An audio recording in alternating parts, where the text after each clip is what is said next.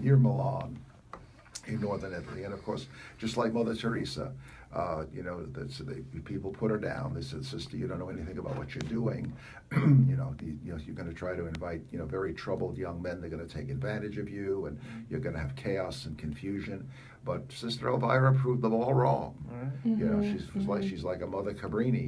She's a tough-minded person, but full of the love of the Lord and wanting to get something done. And now there's 20 or 30 or more, I don't know, Cenaculos throughout the world. Sister Elvira's had to step back a little bit, I think, with the advancing age, but she's still alive, right? I believe so. I believe so, unless my information is a little outdated. But I mean, she stepped back a little, but she's really left a tremendous legacy, and it's really a tribute to you choose the weak and make them strong. It says in the liturgy. You know what I mean? You choose.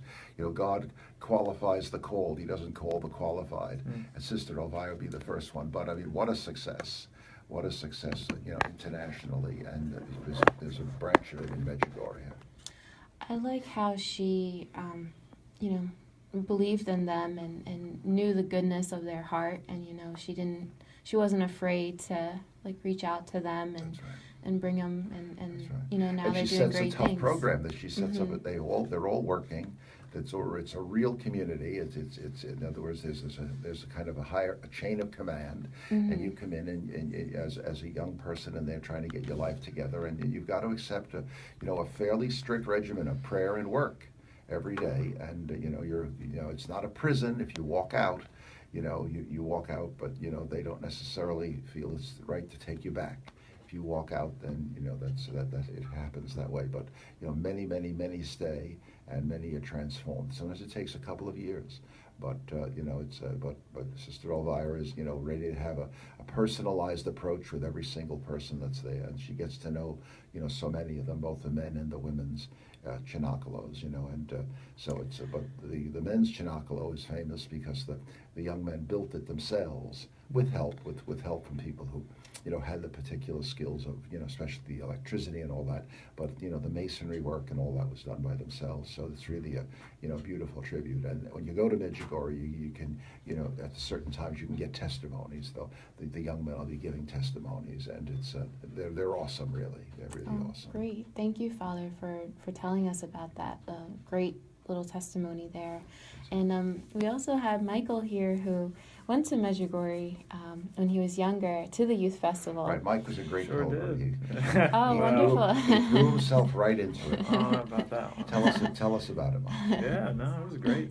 It was a wonderful trip. It was cool. I just graduated high school. My parents were very generous. They bought me a trip to go to this pilgrimage, and fortunately I got to go with Father Peter because we'd known Father Peter for a long time. And yeah, we got to go on this pilgrimage, and I'd never been on a pilgrimage, and I'd never actually been out of the country, so that was kind of fun.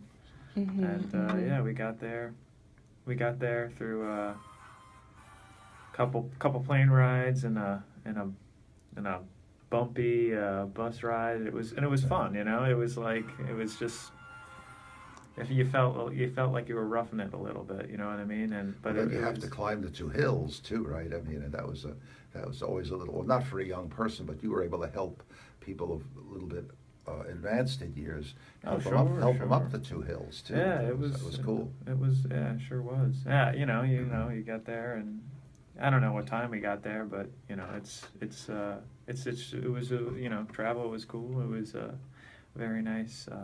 It was a cool experience, and then you go there, and yeah, it's like its own little area, little world over there. You go over there, and everybody's speaking a different language, and it's kind of fun because I don't know. I enjoy that. I enjoy not understanding what people are talking about. I just kind of walk around there, and we got to see it. Just the first couple of days, it was a little difficult. Waking up. At a specific time, time difference, and you just kind of like muscle through it, because you want to be able to get up at a decent time and see some of the sights. Did you stay at Mama's house with us? Yeah, and we were in those days, in the days when Medjugorje was still under communism, they were giving no building permits to build hotels. So the very local people put little additions onto their houses to accommodate the hundreds and then thousands of pilgrims that began to come.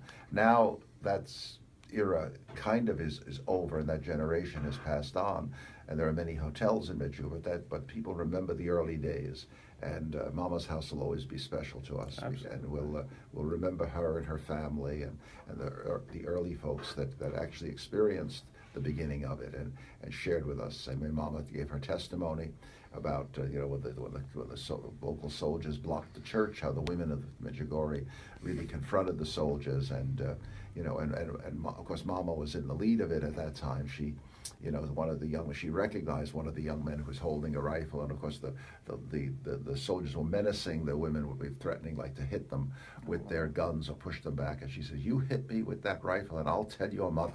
Yes. You don't you dare hit me with that rifle. I know who you are. I know who you are. The kid was afraid. The kid Should backed be, off. He should didn't be. want his Should mother be. to know. Eventually, the women got the church open again, and they were able to use it. But the communists were trying to suppress the whole thing at that time. Yeah, we also have my friend Mike Sacamano from Stony Brook. He just called in and is with us on the line. Hello, Mike. Good morning. Good morning, Caterina. Good morning, Father. Good morning, Mike. Good morning. Thank you so much for joining us today. We're actually just jumping into the conversation about.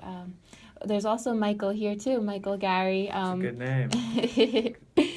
Yes, a strong name for sure. We think of Saint Michael, the Archangel. He's telling us about his experience in Medjugorje to the youth festival.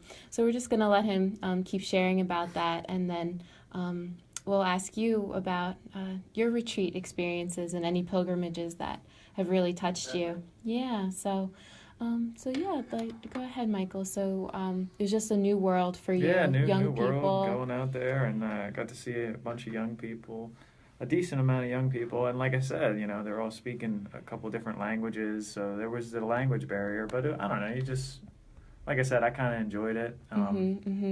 And Usually at any group of foreigners, you'll find someone who's willing to try a little English with you. Yeah, You know what I mean? for So you sure. think that English is like a little bit of a common thing. I mean, it goes sometimes a little slow, but it's always worth it.